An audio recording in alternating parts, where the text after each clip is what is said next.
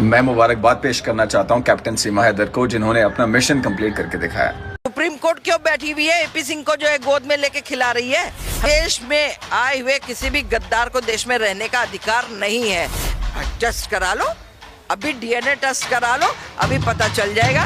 DNA से क्यों भाग रहे हो? सचिन का बच्चा है, सचिन का बच्चा तो हम मान ही नहीं सकते, किसी भी 1% का 0% भी नहीं। कुछ लोग ये भी कह रहे थे शुरुआत में कि किसी का बच्चा नहीं, वकील साहब का बच्चा। हाँ बिल्कुल, एक और सज्जन है वो भी कह रहे हैं ये वकील साहब का बच्चा है, ये और किसी का बच्चा नहीं है। चल बहन बनाया तो तेरा तो दिन का भैया रात का सैया वाला माँ। देखिए, अब राष्ट्रपति जी को पता है पाकिस्तान हमारा दुश्मन है और बहुत अच्छे से हम ये जानते हैं कि राष्ट्रपति जी ऐसा कोई भी मर्जी नहीं करेंगी। महिला वो खुद भी है, लेकिन महिला के नाते वो सबसे पहले देश है, फिर उसके बाद में धर्म और जाति और फिर जो है महिला पुरुष आता है। ठीक है, तो उसमें उनको मर्सी नहीं करना चाहिए राष्ट्रपति जी द्रौपदी मुर्मू जी को। इसको तुरंत ऑर्डर करे, वो उसकी जो एप्लीकेशन गई है उसको खारिज करके भेज दे। और सुप्रीम कोर्ट को भी चाहिए। सुप्रीम कोर्ट क्यों बैठी हुई है एपी सिंह को जो है गोद में लेके खिला रही है? हमको तो यही नहीं समझ में आ रहा है। सुप्रीम कोर्ट क्यों नहीं इसको फटकार लगाती है? सुप्रीम कोर्ट को चाहिए कि इसको फटकार लगा और इसको जो है खुद अरेस्ट करके एपी सिंह को भी जेल भेज, और जो है ये अपना लप्पू पप्पू जो है सचिन को, उसके पिता को, इनको सबको गिरफ्तार करो, गिरफ्तार करके इनको भी जेल में डालो। उतना ही बड़े ये लोग भी दोषी है जितनी बड़ी दोषी सीमा हैदर है। देश के दुश्मन सीमा हैदर, देश के दुश्मन ये तीनों भी हैं।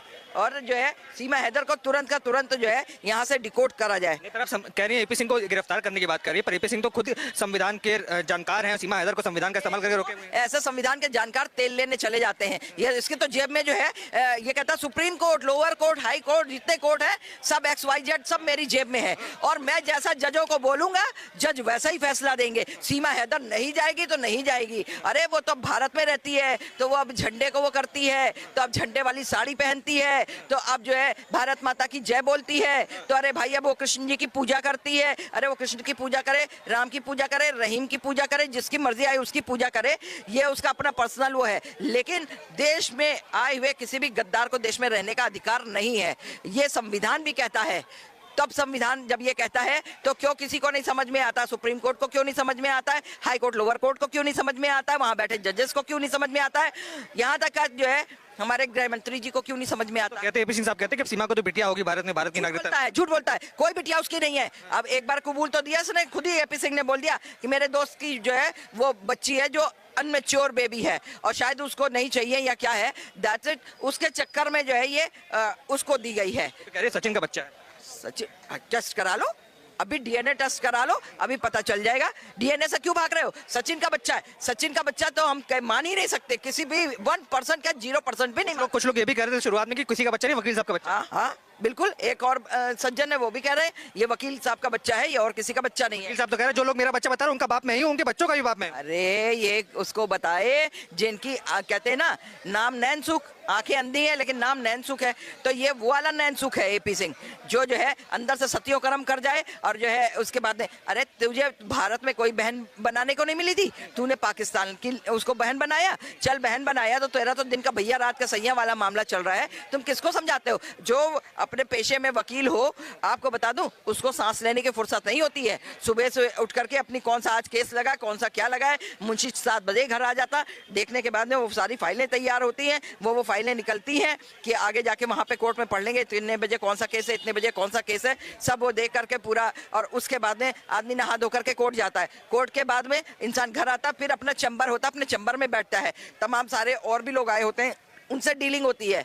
ये कहाँ किसको समझा रहा है? ये अकेला वकील है और किसी के घर में कोई वकील नहीं है या जजेस नहीं है या कुछ नहीं है। मेरे घर में सब लोग हैं, हम बहुत अच्छे से जानते हैं। मैंने आंख खोली और सीनियर वकील हैं। सीनियर वकील तेल लेने, मैंने बार बार बोला ना, तेल लेने गया हुआ है। ये कोई सीनियर वकील नहीं है, ये रब्बूपुरा का वकील होगा, ये रब्बूपुरा की महिलाओं का वकील होगा और किसी का नहीं है। ये उन दोगलों का वकील है जिनको जो है आपने निर्भया कांड में देखा था, निर्भया कांड के दोषियों का ये वकील बना था। पता भी ना तेरी अम्मा ना पहचान पाएगी, बेशरम कहीं का, अपनी बीवी और अपने बच्चे छोड़ के इसने तलाक दिया है भाई उन लोगों को। हाँ और क्या। किसी को नहीं पता होगा, ऐसा तलाक दे रखा। और जो है अब इसके चिपकता है, इसके पता नहीं कौन से जो है कहते हैं गधी पे जब दिल आ जाए गधी पे तो परी क्या चीज है। तो इसका सीमा हैदर को गधी बता रही हैं। बिल्कुल बता रहे हैं, जब वो मेकअप उतार देती है उसका मेकअप आप देख लो। लोग कहते हैं चांद सी भाभी आई हैं देश में। अरे भाई क्या कहने, चांद सी भाभी एक जने और भी यहाँ भी तो देवर थे हैं। जब पाकिस्तान का भी मसला हुआ तब वो उनकी देवरगिरी खत्म हो गई। उन्होंने साफ साफ ये कहा कि भाई अभी तक तो मैं सीमा हैदर को अपनी भाभी मानता था, लेकिन अब नहीं, क्योंकि जो है अब उनको भाई पहले देश प्रेम है। कम से कम शुक्र तो है, हम तो उस इंसान का धन्यवाद अदा करेंगे कि उसको देश प्रेम तो जागा। देश प्रेम के चक्कर में इतना बड़ा हादसा हो गया पहलगाम में, 26 पर्यटकों को मौत की घाट उतार दिया गया, बावजूद उसके एक पाकिस्तानी महिला क्यों रह रही है भारत के अंदर? क्यों रह रही है? और उसके बाद आप ये देखिए उस बंदी का श्रृंगार, पूरा ऑपरेशन सिंदूर उधर चल रहा है, यहाँ सिंदूर मांग में चढ़ रहा। अरे तुमने ये नहीं देखा तेरे ही खस्मों ने जो है 27 लोगों को जो है वहां पे विधवा बना दिया है, 27 लोगों को मार गिराए, और तू यहाँ फैशन कर रही है? बेशरम कहीं की, तुझे ये नहीं शर्म आई कि तू तो खुशियां मना रही थी। सीमा को भी मारने की कोशिश की ऐसा बताया जा रहा है। एपी सिंह साहब बोल रहे हैं घर में घुस गया था। ये सब झूठ है। मैं आपके चैनल के माध्यम से कह रही हूँ, झूठ परोसने के लिए कुछ भी परोस दीजिए। झूठ जब परोसा जाता ना तो उसमें बहुत कुछ घी का, देशी घी का भी तड़का लग जाता है। भले वो देशी घी ना हो, डालडा ही घी का लगाओ, लेकिन उसमें देशी घी का तड़का लग जाता है। उसमें और भी चीजें पड़ जाती है, तमाम तरह के व्यंजन परोस दिए जाते हैं, ये बता बता करके कि ये हुआ ये हुआ ये हुआ। और एपी सिंह वैसे भी झूठा आदमी, हर आदमी आपको बता देगा।